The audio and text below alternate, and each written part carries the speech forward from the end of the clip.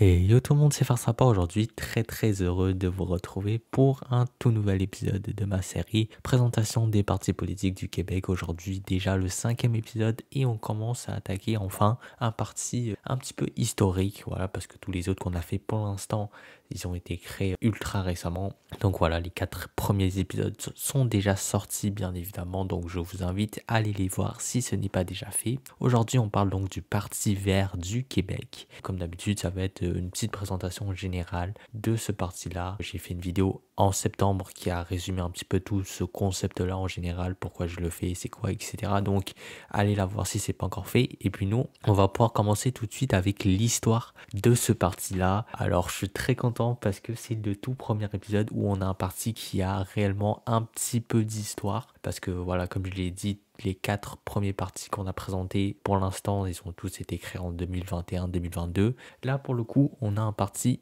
qui a été originalement fondé en 1985 sur les bases un peu de l'écologie internationale. C'est un parti qui a participé aux élections de 1985, 1989, 1994 et qui a notamment fait leurs meilleurs résultats en 1989 quand ils sont arrivés à la 4e place. Je vous donnerai plus de détails dans la section résultats, donc la dernière section de la vidéo. C'était leur meilleur résultat, même s'ils n'ont pas réussi à faire élire aucun député. Ensuite, en 1994, le parti a été dissous. Voilà, donc ça a été une première partie de leur histoire assez courte, puisque plusieurs cadres, dont le chef de l'époque, sont partis vers le Parti québécois. Et il faudra attendre quelques années, en 2001 en l'occurrence, pour que le parti se reforme avec cette fois-ci une volonté de se différencier clairement des autres partis de gauche. Voilà, parce qu'ils ont eu plusieurs propositions d'alliance avec d'autres partis de gauche mineurs au Québec, mais eux, ils ont voulu vraiment rester indépendants et différents. Donc depuis 2011, ils participent régulièrement aux élections provinciales et ils feront notamment leurs meilleurs résultats en 2007 avec leur chef Scott McKay. Pareil, je vous donnerai plus de détails dans la section résultats, mais encore une fois, ils étaient arrivés 4e et c'était jusqu'à aujourd'hui leur meilleur résultat électoral. Ensuite, en 2013, il y a eu l'élection d'un nouveau chef, Alex Tyrrell, donc le chef actuel. Et depuis son élection, voilà, c'est quelqu'un qui a voulu effectuer un virage à gauche pour le parti. Parce que bon, il n'y a pas trop d'informations, mais historiquement, c'était un parti bien sûr écologique de gauche. Mais comme je vous l'ai dit, il y a quand même plusieurs membres qui étaient proches du Parti québécois. Là, pour le coup, avec Alex Tyrrell à la tête, le parti est vraiment parti dans une direction éco-socialiste avec un programme très à gauche, avec aussi un grand appui pour le fédéralisme canadien. Mais bon, tout ça, on va parler un petit peu plus tard, mais tout ce que vous avez à retenir, c'est que c'est avec Alex Tyrrell, pas mal, que ce parti a pris vraiment la direction à gauche. Comme je vous l'ai dit, pour l'instant, en 40 années d'existence, voilà, ce parti n'a jamais pu faire élire aucun député à l'Assemblée nationale. Donc, même si c'est un parti plus important que les 4 derniers que je vous ai présentés, ça reste un parti très mineur au Québec. Ils font parfois des résultats pas trop mauvais, mais ils n'ont jamais réussi à faire élire 2 députés et honnêtement, ils sont encore plutôt loin. Comme d'habitude, petite désambiguation. Ce parti-là dont on est en train de parler, le Parti vert du Québec, c'est un parti totalement différent et à l'opposé du Parti Climat Québec dont je vous en avais parlé il y a quelques semaines. Donc voilà, si ça vous intéresse, allez voir la vidéo individuelle de Climat Québec tout simplement, mais les deux sont radicalement opposés dans un sujet très essentiel qui est la place du Québec dans le Canada. Mais encore une fois, juste allez voir la vidéo de Climat Québec si ça vous intéresse pour voir la différence entre les deux. Maintenant que ça c'est dit, on va pouvoir rentrer dans l'idéologie de ce parti-là. Et bien évidemment, bon, c'est pas une surprise. L'idéologie principale, le combat principal de ce mouvement-là, c'est bien sûr l'écologie, la protection de la planète, la lutte au changement climatique, etc., etc. Donc voilà. Mais, comme je vous l'ai dit un petit peu plus tôt, c'est aussi un parti qui promouvoit vraiment énormément l'éco-socialisme, c'est-à-dire que l'écologie et le socialisme dans le sens de redistribution des richesses, dans le sens de réduction, voire élimination des classes sociales. Ce parti-là pense que les deux sont intimement liés et qu'on ne peut pas avoir l'un sans l'autre. Ensuite, comme je vous l'ai dit également, c'est un parti qui est très fédéraliste canadien. Depuis quelques années, en tout cas, c'est peut-être parmi les 6 grands partis au Québec le plus fédéraliste. Bon, bien évidemment, après on a vu qu'il y a des partis comme Bloc Montréal, Parti canadien du Québec qui sont encore plus fédéralistes, mais le Parti vert, c'est historiquement le parti le plus fédéraliste qui croit fermement en la place du Québec dans le Canada, qui affiche fièrement cette identité canadienne. Ensuite, c'est un parti qui compte énormément beaucoup sur la justice sociale. C'est un parti qui se dit très féministe, qui est pour le droit des personnes LGBTQ+, qui est pour le droit des Premières Nations. Toujours dans cette même veine, c'est un parti assez animaliste qui est pour le droit des animaux, que ce soit les animaux de compagnie ou les animaux de ferme. Ils pensent que les animaux actuellement ne sont pas assez bien traités. Ensuite, un petit peu dans la même veine de socialisme, c'est un parti qui mise énormément sur les services publics. Donc voilà, ils sont absolument contre la privatisation des domaines comme la santé, l'éducation, etc.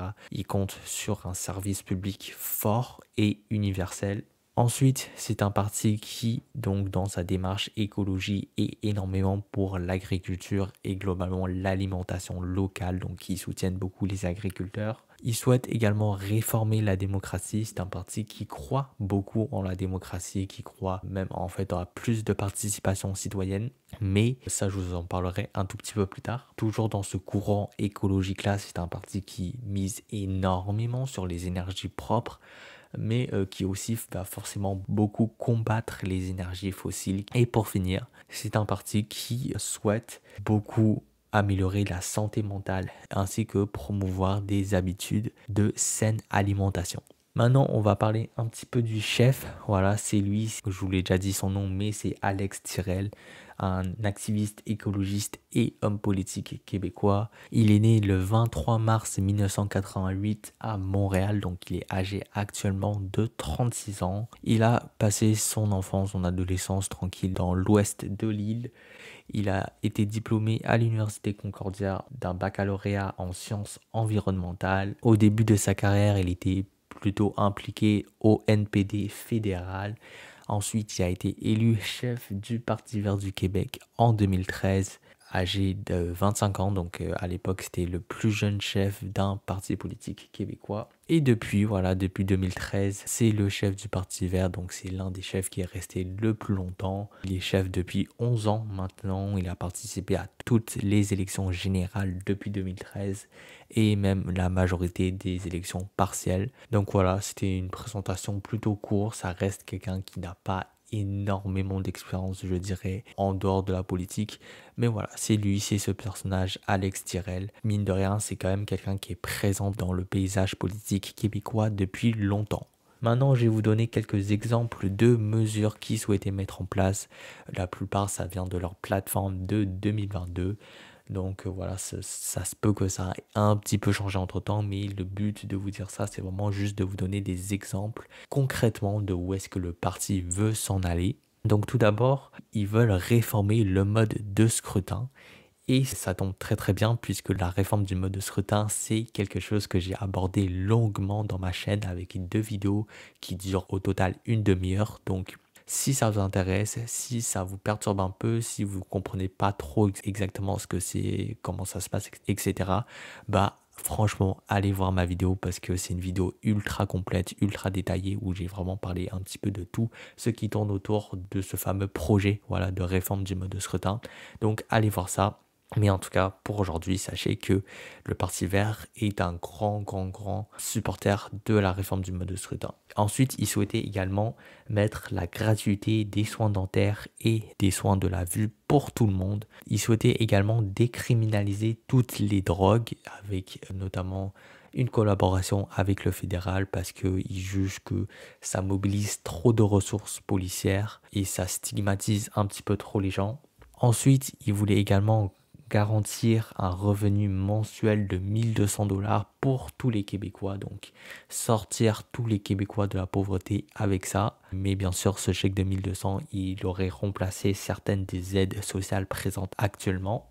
Ensuite, donc, pour financer un petit peu tous ces projets-là, ils le cachent pas, c'est clair et net, ils veulent augmenter les impôts des grandes entreprises, des institutions financières et des personnes gagnant plus de 120 000 $ par an. Ensuite, dans l'écologie, ils veulent bannir les pesticides et les engrais azotés très rapidement. Voilà. Ils voulaient également rendre les transports en commun totalement gratuits dans l'ensemble de la province parce que c'est clairement le mode de transport qui est privilégié par ce parti-là. Ils avaient également un objectif de carboneutralité très ambitieux, 2035, voilà, atteindre la carboneutralité dans la province.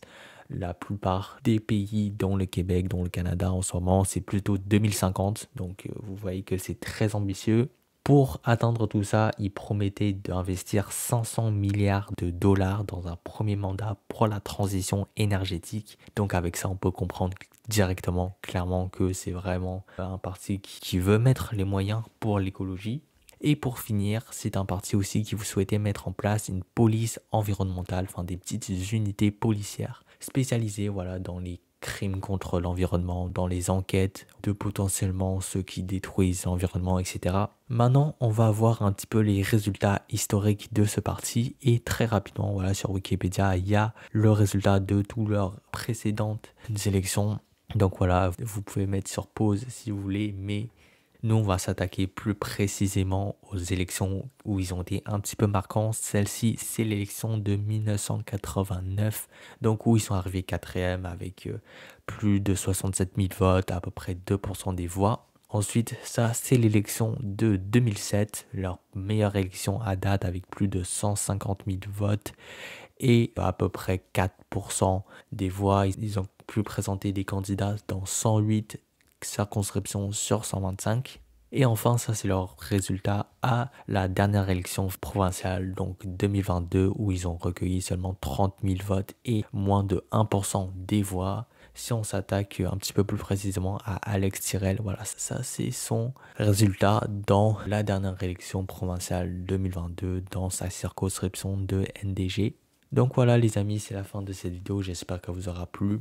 Comme je vous l'ai dit, hein, c'est une longue série que je fais cette année sur ma chaîne YouTube. On a déjà fait la moitié. Donc voilà, tous les parties en bas que vous voyez, il y a déjà des vidéos qui sont sorties. Et bien sûr, très rapidement, on va pouvoir enfin s'attaquer aux 5 parties majeures. Donc restez branchés parce qu'il y a du très lourd qui arrive. Sinon, bien sûr, comme je vous l'ai dit, la réforme du mode de scrutin, si ça vous intéresse, allez voir ma vidéo. Et puis nous, on se dit à très bientôt pour de nouvelles vidéos. Salut tout le monde, c'était Frasapa. À plus, à la prochaine. Allez, ciao!